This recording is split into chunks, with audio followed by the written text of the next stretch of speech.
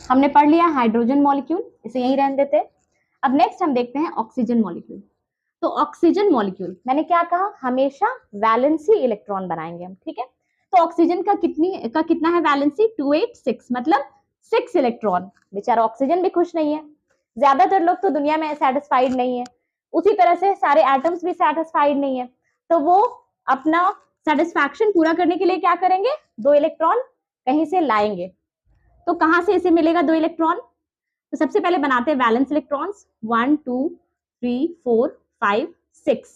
तो इसे और कितने की जरूरत है, 2 की जरूरत है ना, +2 हो जाएगा। 2 इलेक्ट्रॉन अगर इसे मिल जाता है तो इसका ऑक्टेट कंप्लीट हो जाएगा और ये पूरा खुश हो जाएगा।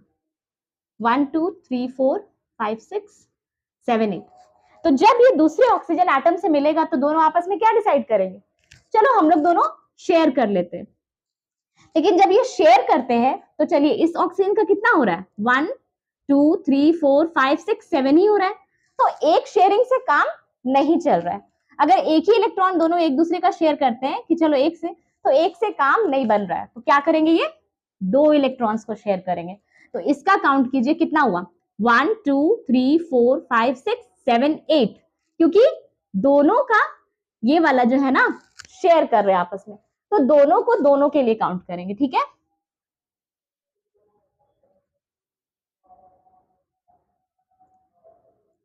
तो इस तरह से बन जाए तो, और इसका हो गया कंप्लीट ऑक्टेट, इसका भी काउंट कर लीजिए, 1 2 3 4 5 6 7, इसका भी कंप्लीट हो गया। वैलेंस शेल में 8 इलेक्ट्रॉन्स हो गए दोनों के, दोनों खुश।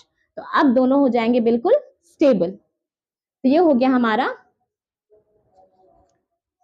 Oxygen molecule 4। इस तरह से भी आप रिप्रेजेंट कर सकते हैं। This is also one of the ways of representing the sharing, मतलब ये 4 इलेक्ट्रॉन्स शेयर हो रहे हैं। तो ये बन गया हमारा ऑक्सीजन मॉलिक्यूल।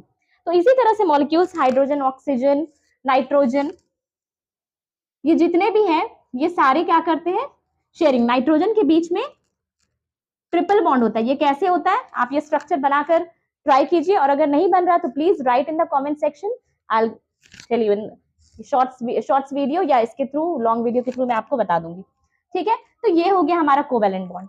अब मैंने ये भी बताया था कि वाटर, HCl, NH3, ये सारे कंपाउंड्स हैं, इनमें भी बनता है कोवेलेंट बॉन्ड्स। ये भी कैसे फॉर्म होते हैं, कोवेलेंट बॉन्ड से ही फॉर्म होते हैं। तो आखिर मैंने अलग अलग पार्ट्स में क्यों डिवाइड किया, मैं आपको बताती हूँ। पहले हम देख लेते हैं इनका स्ट्रक्चर। तो ऑक्सीजन के पास है 1 2 3 4 5 6 इलेक्ट्रॉन्स, ठीक है। अब यहाँ है आ गया एक हाइड्रोजन, और ये हो गया हाइड्रोजन। हाइड्रोजन के पास है, चलिए मैं सर्कल में बनाती हूँ, हाइड्रोजन के पास है वैलेंस शेल में 1 इलेक्ट्रॉन। अब अगर ये दोनों यहां से शेयर कर ले आपस में तो क्या होगा, ऑक्सीजन का 1 2 3 4 5 6 7 8, 1 इलेक्ट्रॉन इसने अपना शेयर किया इस हाइड्रोजन को। ये हाइड्रोजन भी आया था इसके पास कि मेरे पास नहीं है, मुझे एक चाहिए, मेरा ड्यूप्लेट कंप्लीट नहीं है। तो बोला चलो ठीक है, मेरा एक इलेक्ट्रॉन ले लो। इधर से भी एक हाइड्रोजन आया तो इसने बोला चलो तुम भी ले लो। तो अब तो ऑक्सीजन खुश हो गया कि चलो मुझे तो फायदा हो गया, इन दोनों से मैंने शेयर किया तो मेरा भी ऑक्टेट कंप्लीट हो गया, और इन दोनों का ड्यूप्लेट कंप्लीट हो गया, ऑक्सीजन का ऑक्टेट कंप्लीट हो गया। तो इसलिए बन गया हमारा वाटर मॉलिक्यूल। लेकिन वाटर मॉलिक्यूल का शेप होता है कुछ इस तरह,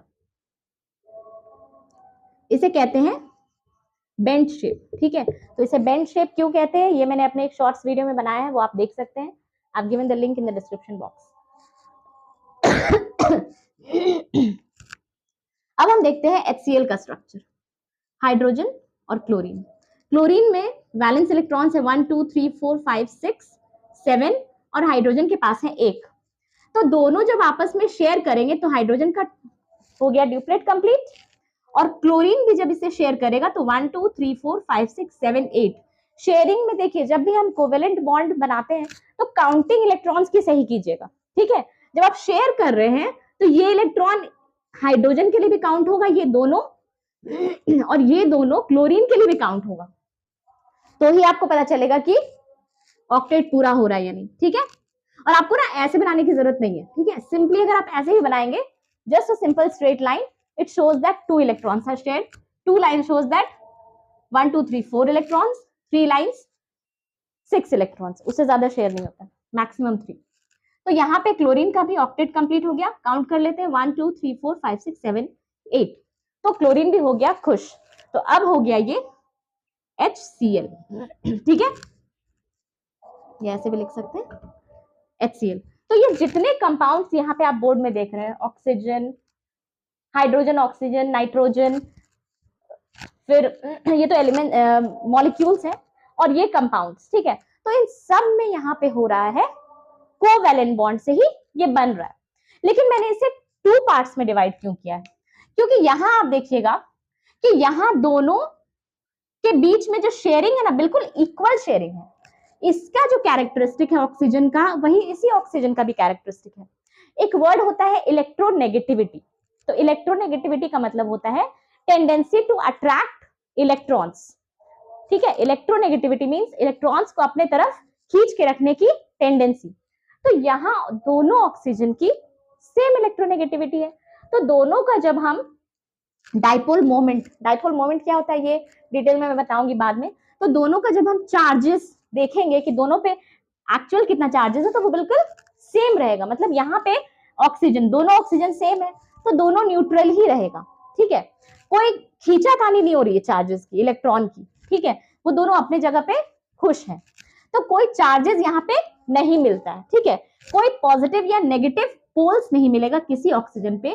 तो इसीलिए हम इसे कहेंगे नॉन पोलर कोवैलेंट बॉन्ड्स, ठीक है।